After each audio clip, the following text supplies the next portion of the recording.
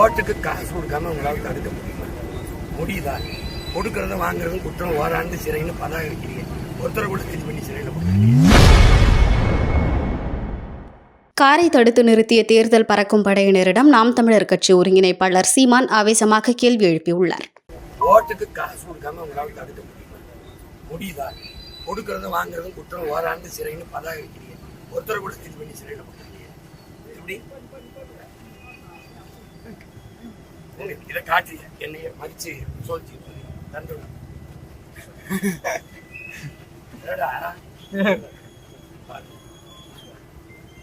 ஐயா ஸ்டாலின் வரும்போது பாருங்க, எடப்பாடி வரும்போது பாருங்க. புரியுதா?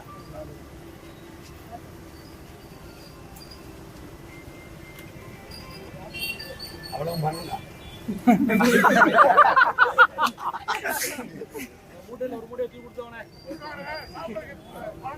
ஏதாவது இருந்தா கொடுத்துருங்க.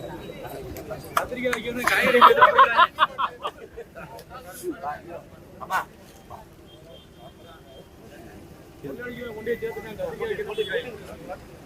காசு கொடுக்குறவங்க காசை கொடுக்காதவங்க